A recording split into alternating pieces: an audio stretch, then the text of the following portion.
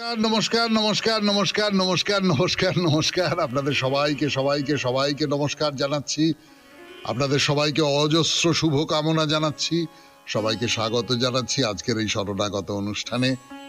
সবাইকে শুভ সকাল জানাচ্ছি। শুভ কাল, শুভ হোক, শুভ হোক, শুভ হোক। আর আজকের দিনটা তো বিশেষ করে প্রার্থনা করবার দিন, তার কারণ আজকে তো জগদ্ধাত্রী পুজো। মা জগদ্ধাত্রীর পুজো সুসম্পন্ন হোক। জগদ্ধাত্রীকে নিয়ে আমাদের কথা বলা উচিত, কিন্তু আজকের শরণাগতে বলবো না, তার কারণ আজ রবিবার। রবিবারের শরণাগত অন্যরকম শরণাগত। আপনারা সকলে জানেন শ্রী চৈতন্যদেবের জীবনের কথা বলে চলেছি দীর্ঘদিন ধরে, সেই পুণ্য কথা। তার মধ্যে আর দেবী জগদ্ধাত্রীর কথা আনবো না।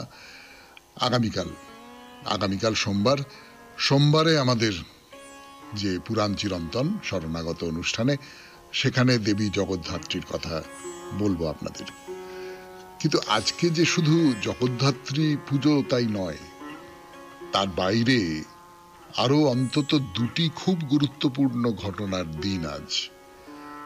রাষ্ট্রগুরু সুরেন্দ্রনাথ বন্দ্যোপাধ্যায়, তার জন্ম হয়েছিল আজকের তারিখে, এই 10ই নভেম্বর 1848 খ্রিস্টাব্দে।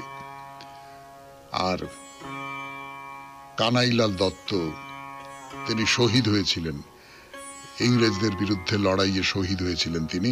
কানাইলাল দত্ত, তিনি তার আত্মবলিদান দিয়েছিলেন 1908 খ্রিস্টাব্দে এই 10ই নভেম্বর তারিখে। তাদের সশ্রদ্ধ প্রণাম জানিয়ে শুরু করি আজকের এই শরণাগত অনুষ্ঠান, রবিবারের শরণাগত। আমাদের হোয়াটসঅ্যাপে চিঠি পাঠাবার নাম্বার 9831922927। চিঠির গোড়ায় অতি অবশ্যই SG লিখতে হবে। বেণীমাধবশীলের পঞ্জিকা অনুযায়ী আজকের দিনটার কথা বলবো। আজকে 24শে কার্তিক 1431, ইংরেজির 10ই নভেম্বর 2024, রবিবার। আজ নবমী। সূর্যোদয়ের সময় ভোর 5:51, সূর্যাস্তের সময় বিকেল 4:52। নক্ষত্র ধনিষ্ঠা। আজকে জন্মে কুম্ভ রাশি, শূদ্র বর্ণ, মতান্তরে বৈশ্য বর্ণ, রাক্ষসগণ। আপনাদের একটা কথা মনে করিয়ে দিই, সামনের বৃহস্পতিবার যে চিঠি পড়া হবে সেই চিঠির বিষয় পুজোর কটা দিন কেমন কাটলো, কোনো বিশেষ ঘটনা ঘটেছে কিনা, কোনো বিশেষ অভিজ্ঞতা তার মুখোমুখি হয়েছেন কিনা, সেই সমস্ত নিয়ে 250 শব্দের মধ্যে একটি চিঠি আজকে তো রবিবার, মঙ্গলবার সন্ধে 6টার ভেতর আমাদের দপ্তরে যেন পৌঁছে যায়। আমরা বৃহস্পতিবারে সেই চিঠি পড়ব, তারপর থেকেও সেই চিঠি পড়ব, নিশ্চয়ই অনেক চিঠি আসবে পুজোর কটা দিন কেমন করে কাটালেন তাই বলতে। তাহলে এবার আমাদের আজকের অনুষ্ঠানে আসা যাক। আজকের অনুষ্ঠানে তো শ্রী চৈতন্যদেবের কথা। শ্রী চৈতন্যদেবের কথা বলতে কাশীতে এসেছেন শ্রী চৈতন্যদেব। প্রকাশানন্দ, তিনি প্রবল বিরোধিতা করেছিলেন একসময় চৈতন্যদেবের। কাশীর যারা মানুষজন আছেন, পণ্ডিত মানুষ, তারা খুব বিরোধিতা করেছিলেন, চৈতন্যদেবকে গ্রহণ করতে চাননি, চৈতন্যদেবকে চলে যেতে হয়েছিল। তিনি আবার ফিরে এসেছেন এবং এবারে কিন্তু তর্কযুদ্ধে প্রকাশানন্দ চৈতন্যদেবের কাছে পরাভূত হলেন এবং পরাজয় স্বীকার করে নিলেন, বশ্যতা স্বীকার করে নিলেন। এর সূত্র ধরে গোটা কাশী, তার যে পণ্ডিত সমাজ, তারা মহাপ্রভুর অনুরক্ত হয়ে পড়ল। এবার কাশী থেকে তিনি নীলাচলে ফিরে যাবেন, কাশী জয় করে নীলাচলে ফিরে যাবেন। এইখান থেকে আমরা শুরু করব আমাদের আজকের রবিবারের শরণাগত। তাহলে এখন একটু গান শুনি, গানের পর ফিরে আসছি 92.7 বিগ FM এ রবিবারের শরণাগত অনুষ্ঠানে। শুরু প্রকাশানন্দ সরস্বতী, কাশীর বিখ্যাত পণ্ডিত। তিনি তর্কযুদ্ধে মহাপ্রভুর কাছে হেরে গেছেন।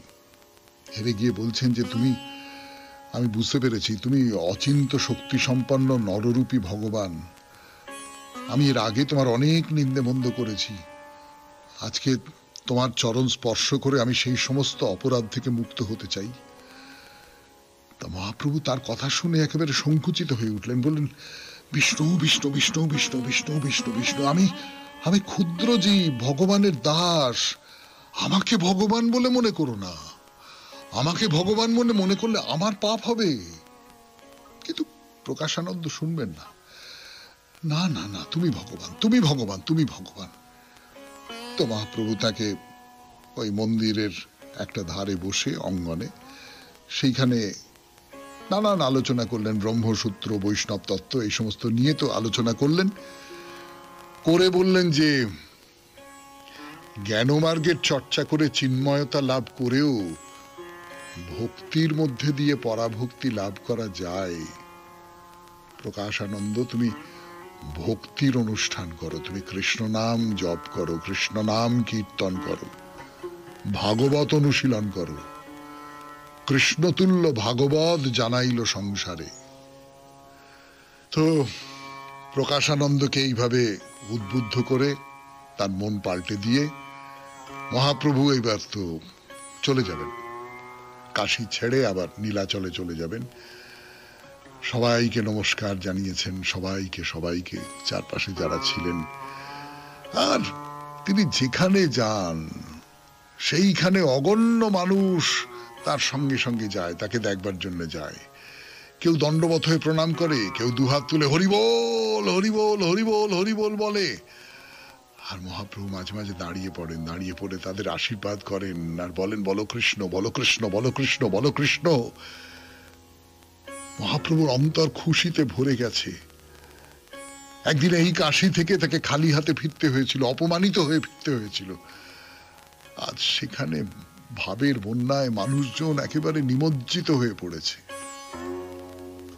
শুনছেন 92.7 বিগ এফএম এর রবিবারের শরণাগত, মহাপ্রভু শরণাগত।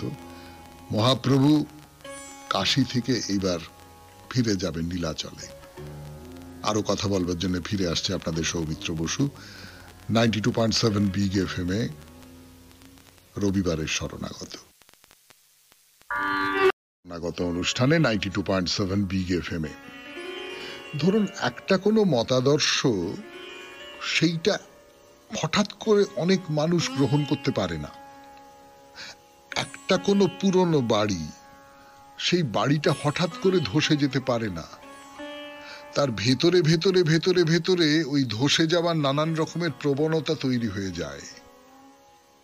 বাড়ির ভেতরে উইপোকা লেগেছে, বাড়ির ভেতরে ড্যাম্প লেগেছে, বাড়ির ভেতরে 5-10টা অসত্য চারা গজিয়ে উঠেছে এবং তারা আস্তে আস্তে বড় হচ্ছে।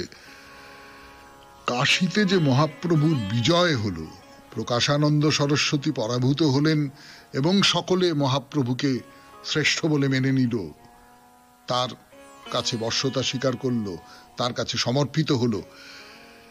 এইটা ওই রকম করে একটা তর্কের ফলে হয়নি। কাশীতে ভক্তিবাদের একটা স্রোত, খুব ক্ষীণ, খুব বোঝা যায় না, সেইটা কিন্তু প্রবাহিত ছিল।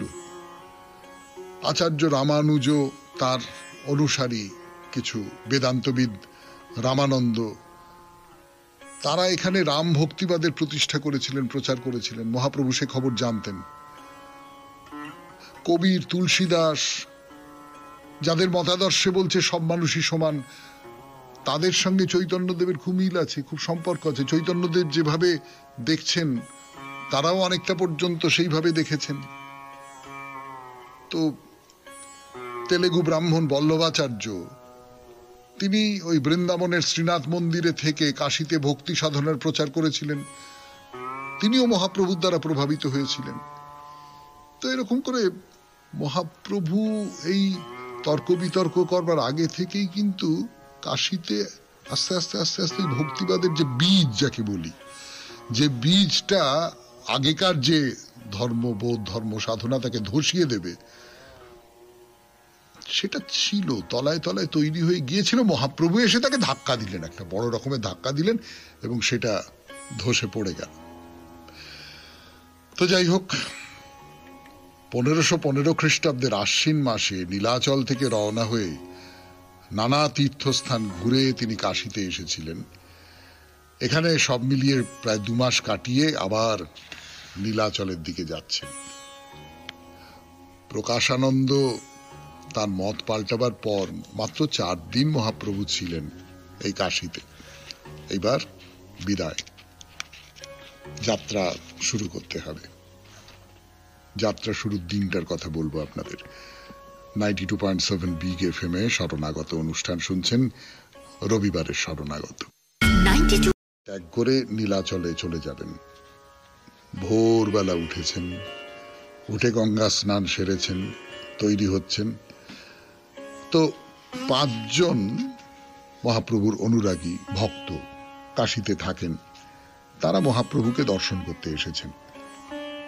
তা মহাপ্রভু বললেন যে তোমাদের সঙ্গে আজকে আর কথা বলতে পারবো না, আজকে তো আমি চলে যাব, তোমরা পরে নীলাচলে গিয়ে আমার সঙ্গে সাক্ষাৎ করো। তো সনাতন তার সঙ্গে রয়েছেন। সনাতনকে বলছেন যে সনাতন, তুমি বৃন্দাবনে যাও, সেখানে তোমার 2 ভাই রয়েছে। কাঁথা করঙ্গধারী কোনো ভক্ত যদি বৃন্দাবনে আসে, তুমি তাদের যত্ন করবে, উপযুক্ত সেবা করবে, প্রতিপালন করবে। সনাতনকে এই নির্দেশ তার। এইবারে চলে যাচ্ছেন, মনে খুব কষ্ট। বিশ্বনাথকে ছেড়ে, অন্নপূর্ণাকে ছেড়ে চলে যাচ্ছেন। মন্দিরে গেলেন, বাবা বিশ্বনাথ মা অন্নপূর্ণার অনুমতি নিলেন যে তাহলে বিদায় হই এখান থেকে। তারপর 2 জন সঙ্গীকে নিয়ে কৃষ্ণ কৃষ্ণ কৃষ্ণ কৃষ্ণ কৃষ্ণ কৃষ্ণ কৃষ্ণ কৃষ্ণ করতে করতে করতে করতে রওনা হলেন। তো পথে যেতে যেতে দেখলেন যে গয়লা সে 1 কলসি ঘোল নিয়ে যাচ্ছে। তা মহাপ্রভু তাকে ডেকে বললেন যে হ্যাঁ গো, আমার খুব তেষ্টা পেয়েছে, তুমি যতটা পারবে, তোমার যতটা ইচ্ছে ততটা ঘোল আমাকে খাওয়াবে। গয়লা তো ভাবতেই পারছে না, মানে মহাপ্রভু শ্রী চৈতন্যদেব তার কাছ থেকে ঘোল চেয়ে খাচ্ছেন। সে বলে আপনি নিন, আপনি নিন, আপনি গোটা কলসটা নিন। মহাপ্রভু 2 হাতে সেই গোটা 1 কলসি ঘোল সেবা করলেন, করে বললেন তোমার মঙ্গল হোক, মঙ্গল হোক, তোমার মঙ্গল হোক, মঙ্গল হোক, বলে আবার যাত্রা শুরু করলেন। শুনছেন রবিবারের শরণাগত, মহাপ্রভুর শরণাগত। 92.7 বিগ এফএম এ আমি আছি আপনাদের সঙ্গে, আপনাদের সৌমিত্র বসু। ফিরে আসছি গানের পর। মহাপ্রভু নীলাচলে ফিরে যাচ্ছেন। পথে নানান রকম সব অভিজ্ঞতা, সেই সমস্ত অভিজ্ঞতার কথা কিছু কিছু বলেছি আপনাদের। তো মহাপ্রভু তো রওনা হয়ে গেলেন। সনাতন তার নির্দেশ মতো বৃন্দাবনে চলে গেলেন। বৃন্দাবনে এসে সুবুদ্ধি রায়ের কাছে তার ভাই শ্রীরূপ এবং অনুপম, এই 2 ভাইয়ের কথা শুনলেন। গৌড়ের দরবারে থাকবার সময় সুবুদ্ধি রায় ওই শ্রীরূপ বা সনাতন 2 ভাই, এবং তারা তো হোসেন শাহর দরবারে খুব বড় চাকরি করতেন, তাদের সম্পর্কে এই সুবুদ্ধি রায় সবটাই জানতেন। তো কিছুদিন আগে শ্রীরূপ ভাই অনুপমকে সঙ্গে নিয়ে এসেছিলেন। তো শ্রীরূপের কাছে খবর ছিল যে মহাপ্রভু কাশী ছেড়ে চলে গেছেন, সেই জন্য তিনি আর সেখানে অপেক্ষা না করে অনুপমকে সঙ্গে নিয়ে বৃন্দাবন থেকে প্রয়াগের পথে চলে এসেছেন। আর ঠিক সেই সময়ই সনাতন আবার কাশী থেকে প্রয়াগ হয়ে বৃন্দাবনে যাচ্ছেন। না, তাদের মধ্যে দেখা সাক্ষাৎ হয়নি।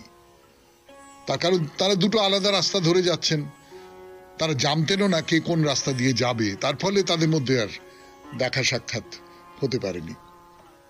তা সনাতন বৃন্দাবনে এসে সুবুদ্ধি রায়ের কাছে তাদের কথা শুনলেন যে তারা আবার কাশী রওনা হয়েছেন। সনাতন বৃন্দাবনে এসেছেন, ওই রকম বড় একটা পদে ছিলেন, ওই রকমের একটা বিলাস বৈভবের জগতে ছিলেন, কিন্তু এখন তিনি ভিক্ষুক, বৈষ্ণব ভিক্ষুক। কোন রাত্রি তিনি গাছের তলায় কাটিয়ে দিচ্ছেন, কোন রাত্রি কোন কুঞ্জে থাকছেন, মাধুকরী বৃত্তি এর ওর কাছ থেকে চেয়ে চেয়ে ভিক্ষা করে জীবন ধারণ করছেন। তো তিনি মথুরা মাহাত্ম্য এই গ্রন্থ সংগ্রহ করে লুপ্ত তীর্থের সন্ধান করছেন। আপনাদের সুবুদ্ধি রায়ের কথা বলছিলাম, সুবুদ্ধি রায়ের নামটা বলেছি, কিন্তু সুবুদ্ধি রায় কে ছিলেন সেইটা বলিনি। সুবুদ্ধি রায়ও কিন্তু খুব বড় মাপের একজন মানুষ ছিলেন, গৌড়ের প্রশাসক ছিলেন তিনি। তো পরে তার রাজ্য চলে গেল এবং নবাব হোসেন শাহ তিনি তো সুবুদ্ধি রায়ের শত্রু হয়ে গেলেন। হোসেন শাহ তার জাতি নষ্ট করে দিয়েছিলেন, তার ধর্ম নষ্ট করে দিয়েছিলেন। তখনকার দিনে তো মানুষকে শাস্তি দেবার এইটা একটা পদ্ধতি ছিল। আজকে মানুষ কোন ধর্মে, কে কোন ধর্মের মানুষ, সেইটা নিয়ে অত বেশি মাথা ঘামায় না। অন্তত যারা শিক্ষিত মানুষ, যারা বোধ বুদ্ধি সম্পন্ন মানুষ, তারা অমুক অমুক ধর্মের লোক, তমুক তমুক ধর্মের লোক, এইগুলো নিয়ে মাথা ঘামায় না। এগুলো নিয়ে মাথা ঘামানোটা খুব সভ্যতা নয়। কিন্তু তখনকার দিনে ধর্মভ্রষ্ট করে দেওয়ার চেয়ে বড় শাস্তি আর কিছু হতে পারতো না। ধর্মভ্রষ্ট হলে অনেকে তুষান হলে প্রাণ পর্যন্ত বিসর্জন দিতেন, সেই রকমের যুগের কথা বলছি। তো যাই হোক, সুবুদ্ধি রায় তো জাতিভ্রষ্ট হয়েছিলেন এবং ভেতরে খুব কষ্ট হয়েছিল, অন্তর্জ্বালা যাকে বলে। সেই অন্তর্জ্বালায় কাতর হয়ে তিনি প্রায়শ্চিত্ত করতে হবে, প্রায়শ্চিত্ত করতে হবে। প্রায়শ্চিত্ত কোথায় করা যায়? বারাণসীতে করতে হবে। বারাণসী তো হচ্ছে প্রায়শ্চিত্তের জায়গা। এই বারাণসীতে গিয়ে সুবুদ্ধি রায় মহাপ্রভুর সঙ্গে তার মহাপ্রভুকে দর্শন করতে পারে। তা মহাপ্রভুকে বললেন যে আমার এই এই এই হয়েছে, আমাকে এই করেছে, হুসেন শাহ আমার ধর্ম নষ্ট করে দিয়েছে, আমার জাতি নষ্ট করে দিয়েছে, আমি আত্মহত্যা করব বলে ঠিক করেছি। তা মহাপ্রভু শ্রী চৈতন্যদেব কি বললেন? বললেন না না গো, আত্মঘাতী হওয়া মহাপাপ। তুমি এই পাপ থেকে মুক্তি লাভ করবার জন্য বৃন্দাবনে যাও, বৃন্দাবনে যাও। আর উপদেশ দিলেন। কি উপদেশ দিলেন বলবার জন্য ফিরে আসছি গানের পর। 92.7 বিগ FM এ শরণাগত অনুষ্ঠান শুনছেন, রবিবারের শরণাগত। কি বললেন? 92.7 বিগ FM এ শরণাগত অনুষ্ঠানে শোনাচ্ছি সেই কথা। তুমি বৃন্দাবনে যাও, আর বৃন্দাবনে গিয়ে তুমি সব সময় কৃষ্ণ নাম করবে, সব সময় কৃষ্ণ নাম করবে। নাম করো, নাম করো, নাম করো, নাম করো, তোমার সমস্ত পাপ দূর হয়ে যাবে। নাম করো, নাম করো, তোমার সমস্ত পাপ দূর হয়ে যাবে। এইটা তো আমাদের ঠাকুর শ্রী রামকৃষ্ণ পরমহংসদেবও বলেন না? কথামৃততে তো নানান ভাবে আছে যে নাম করো, নাম দিয়ে তোমার মনটাকে বোঝাই করে দাও। নাম দিয়ে যদি তোমার মনটা বোঝাই হয়ে থাকে, ঈশ্বরের নাম দিয়ে, ঈশ্বর চিন্তা দিয়ে, তাহলে সেই মনের মধ্যে অন্য কোনো পাপ চিন্তা প্রবেশ করবার জায়গাই তো পাবে না। কারণ মনটা তো একদম ভর্তি হয়ে আছে, তার ভেতরে ঢুকবে কি করে? খুব সোজা অঙ্কের ব্যাপার। তো শ্রী চৈতন্যদেব তাই বলছেন প্রায়শ্চিত্ত করার কোনো দরকার নেই, আত্মহননের কোনো প্রয়োজন নেই। তুমি নাম কীর্তনের মধ্যে দিয়ে কৃষ্ণ পাদপদ্মে আশ্রয় লাভ করবে। সমস্ত রকম পাপ স্খলনের এইটাই হচ্ছে একমাত্র পথ, সবচেয়ে ভালো পথ। তো মহাপ্রভু বলছেন যে জীবাত্মার কোনো জাত নেই, দেহের বিনাশ করে মনুষ্য জন্মের চরিতার্থ হয় না গো। এই সব উপদেশ দিয়েছেন মহাপ্রভু। তা সুবুদ্ধি রায় মহাপ্রভুর উপদেশ শুনেছেন, শুনে তার চৈতন্য হয়েছে, তার মনে হয়েছে ঠিকই তো, এই দেহটাকে নষ্ট করে দেবো, তাতে কি হবে? আমি নিজেকে শুদ্ধ করব। আমি নিজেকে শুদ্ধ করবার এই যে চ্যালেঞ্জ, সেইটাকে গ্রহণ করলাম। সেই শুদ্ধ কেমন করে হব? নাম গান করে।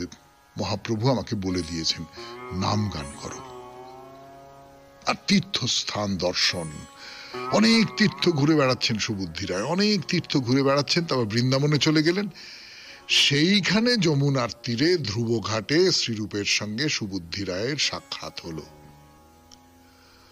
তো শ্রীরূপ বৃন্দাবন থেকে প্রয়াগ তীর্থ ঘুরে কাশীতে এসেছেন। বৃন্দাবন মন্দিরের উত্তর ঘাটের বাঁ দিকে যে চন্দ্রশেখর বৈদ্য, তার ঘরে আশ্রয় নিয়েছেন। আর ওই তপন মিশ্রের ঘরে ভিক্ষা সংগ্রহ করেন। 10 দিন ছিলেন। কাশীতে মহাপ্রভুর যে গৌরব কথা, লীলা কাহিনী সব শুনেছেন। মানুষ কিভাবে, মানুষের ঢল নেমে গিয়েছিল মহাপ্রভুকে দর্শন করবার জন্যে, তার কথা শুনবার জন্যে, সেই সব শুনেছেন, শুনে খুব আনন্দ হয়েছে। তো যাব, তাকে দর্শন করতে যাব, তাকে দর্শন করতে হবে, চলো ভাই চলো বলে ভাইকে সঙ্গে নিয়ে আবার নীলাচলের দিকে যাচ্ছেন। গৌড়ের রাস্তায় নীলাচলের দিকে যাচ্ছেন। চৈতন্যদেব, তার কথা বলি এবার। চৈতন্যদেব চৈত্র মাস পর্যন্ত কাশীতে থেকে ঠিক কোন সময় বা কোন পথে নীলাচলে গিয়েছিলেন তার কোনো প্রামাণ্য তথ্য পাওয়া যায় না। তো সম্ভবত রথযাত্রা শেষ হওয়ার পরে তিনি নীলাচলে পৌঁছেছিলেন। শুনছেন মহাপ্রভুর কথা 92.7 বিগ এফএম এ শরণাগত অনুষ্ঠানে। একটু গান, আবার কথা, ফিরে আসছি। আমি আপনাদের সৌমিত্র বসু। শরণাগত শুনছেন 92.7 বিগ এফএম এ। তো মহাপ্রভু তো কোন পথ দিয়ে এসেছিলেন তাই নিয়ে নানান রকমের মত আছে। যে পথে ওই কাশী এসেছিলেন সেই পথেই ফিরে গিয়েছিলেন, এরকম একটা কথা চালু আছে। আবার মুরারি, বাসু ঘোষ, লোচন দাস এরা যে তথ্য দিচ্ছেন তাতে করে জানা যাচ্ছে যে মহাপ্রভু মাঝপথে দিক পরিবর্তন করে বাংলায় চলে গিয়েছিলেন এবং বাংলায় দু একদিন থেকে তারপর আসাম চলে যান। তখন আসামের কামরূপ কামাখ্যা অঞ্চল নবাব হোসেন শাহর শাসনাধীন বাংলার একেবারে সীমান্ত। কামাখ্যা মাকে দর্শন করেন এবং হাজো পাহাড়ের একেবারে চূড়ায় একটি বিগ্রহ, হয়গ্রীব বিগ্রহ, সেইটা দর্শন করেন। তাহলে পাহাড়ের নিচে একেবারে বরাহকুণ্ডের গুহায় দু একদিন ছিলেন। এটা অসমীয়া যে গ্রন্থ সেখান থেকে বলা হচ্ছে। এখন সেই তথ্য সত্যি কি মিথ্যে তা জানবার সত্যি সত্যি তেমন কোনো উপায় নেই। তার কারণ এই অসমীয়া যে গ্রন্থ তারাও খানিকটা কৃতিত্ব নিজের ওপর নিতে চাইছে যে আসামে মহাপ্রভু কিছুদিন ছিলেন, কিন্তু ছিলেন এটা বলবার জন্যও এরকম কথা বানিয়ে বানিয়ে লেখা হতে পারে। তো সে যাই হোক না কেন, মহাপ্রভু যে কোনোভাবেই হোক তিনি ওই নীলাচলে পৌঁছচ্ছেন। সেই 1516 খ্রিস্টাব্দে রথযাত্রার পর তিনি নীলাচলে ফিরে এলেন। নীলাচলে ফিরে এসে ওই 18 নালা, তার কথা বলেছিলাম আপনাদের, নিজের আগমন বার্তা জানাবার জন্যে তার যে পাচক ব্রাহ্মণ তাকে আগেই নীলাচলে পাঠিয়ে দিলেন। সে এসে বলবে যে মহাপ্রভু কিন্তু এসে গেছেন। 92.7 বিগ এফএম এ শুনছেন রবিবারের শরণাগত, মহাপ্রভুর শরণাগত। আমি আছি আপনাদের সঙ্গে, আপনাদের সৌমিত্র বসু। ফিরে আসছি গানের পর। শরণাগত অনুষ্ঠানে মহাপ্রভুর কথা বলছি। মহাপ্রভু নীলাচলে ফিরে এসেছেন। 18 নালায় এসে তিনি তার যে ব্রাহ্মণ পাচক তাকে দিয়ে খবর পাঠিয়েছেন যে আমি এসে গেছি।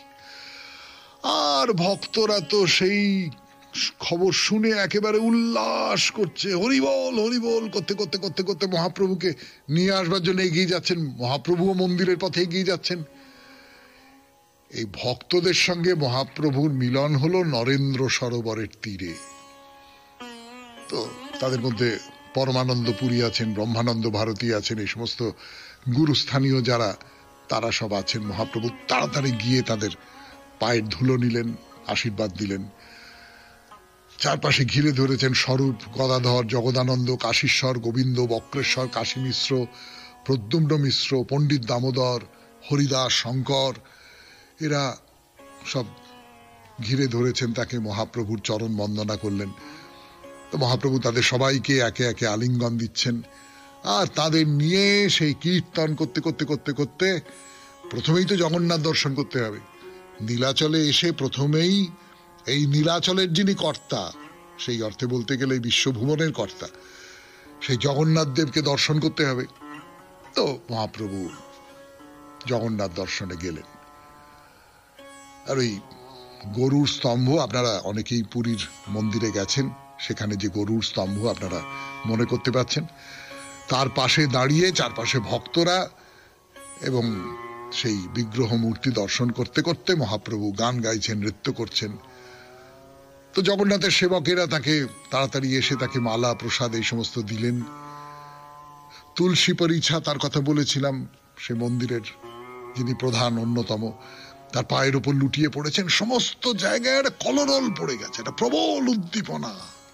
উদ্দীপনার মধ্যে মহাপ্রভু তাড়াতাড়ি, সার্বভৌম এসেছেন, বাণীনাথ এসেছেন, রায় রামানন্দ এসেছেন।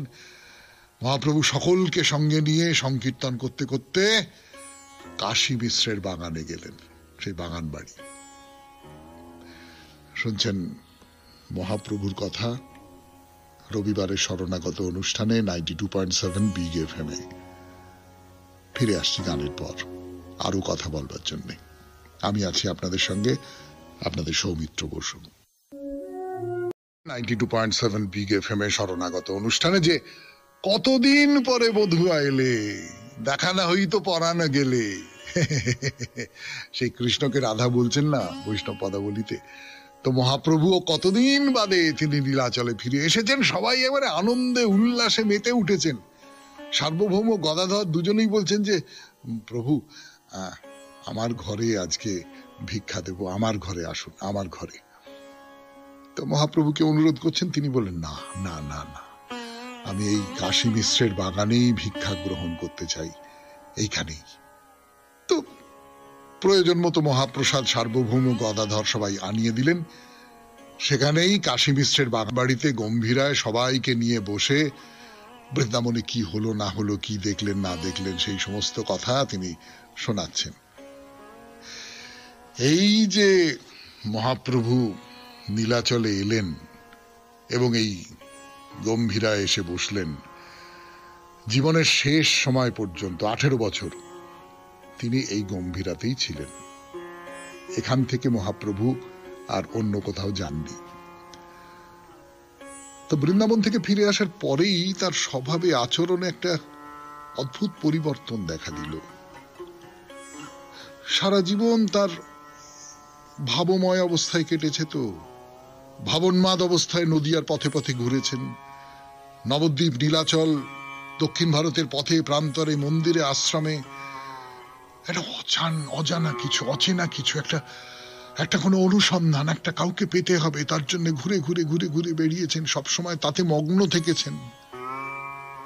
বৃন্দাবনে থাকার সময় তিনি বেশিরভাগ সময় কৃষ্ণ কৃষ্ণ কৃষ্ণ কৃষ্ণ, কৃষ্ণের যে মাধুরীমা, তার মধ্যে একেবারে মগ্ন হয়ে থাকতেন, বিভোর হয়ে থাকতেন। রাধা রসের আবেশে আনন্দে নৃত্য গীত করতেন তিনি।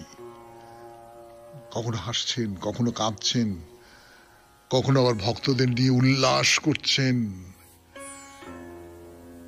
কখনো মনে মনে বৃন্দাবনে বিহার করতে করতে যারা শুদ্ধ ভক্ত তাদের মনঃশ্রবণ মঙ্গল স্বরূপ প্রদর্শন করে সুখে নৃত্য করছেন। এই বৃন্দাবনে এই যে ব্রজবাসী যারা, তারা চৈতন্যদেবকে দেখছেন যে একটা 5 বছরের বাচ্চা, সে হাতে ননি নিয়ে। কেউ আবার শ্রীদাম সুদাম এই রূপে দেখছেন যে গরু চড়াচ্ছে। আর কেউ দেখছেন কিশোর নবমেঘ শ্যামল বর্ণধারী, চারপাশে গোপীরা বেষ্টন করে আছেন বংশীধারী।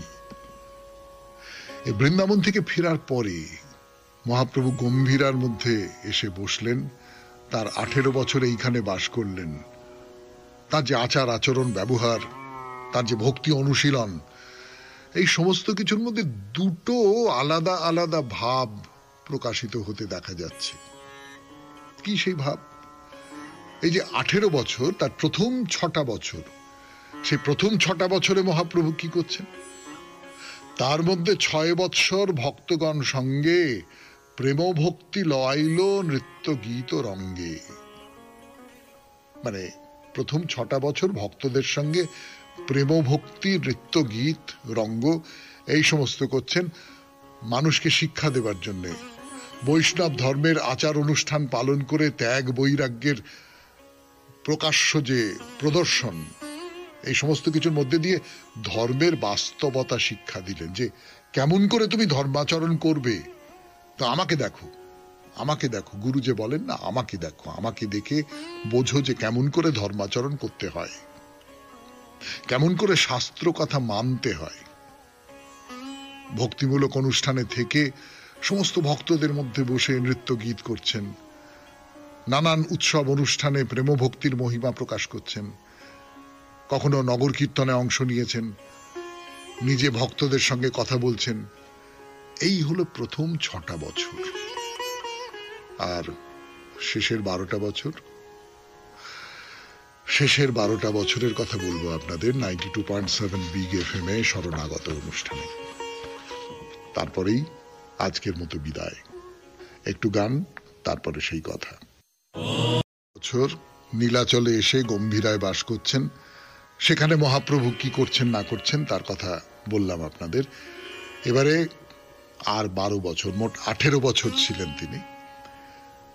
12 বৎসর শেষ রহিল নীলাচলে, প্রেমাবস্থা শিখাইল আস্বাদন ছলে।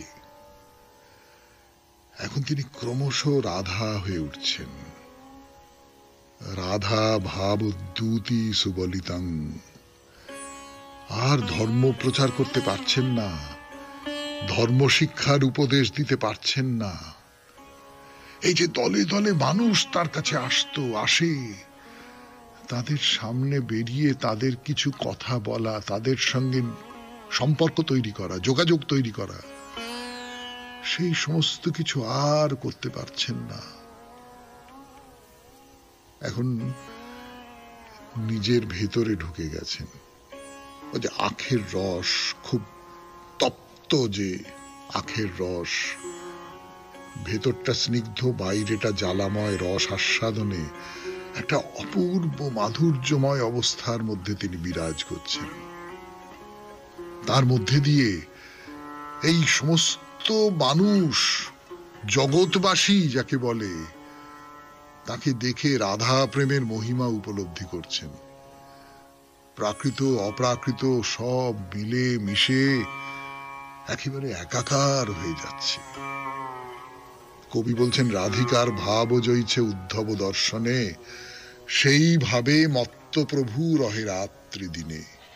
রাত্রি দিন তিনি যেন একেবারে মত্ত হয়ে রয়েছেন, একেবারে পাগলের মতন হয়ে রয়েছেন।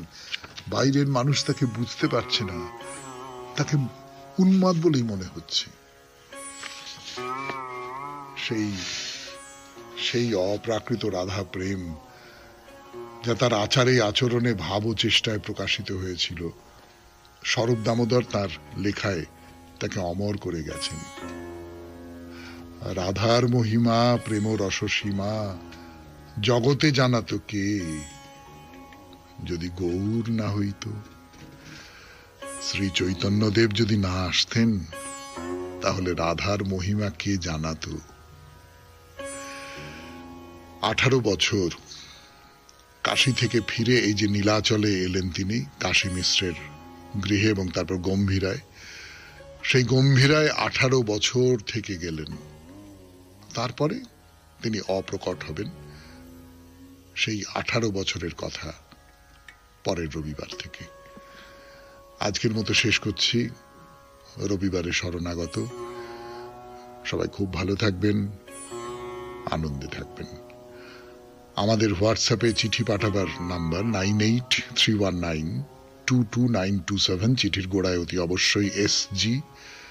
বৃহস্পতিবারের বিষয়ে পুজোর দিনগুলি 250 শব্দের মধ্যে।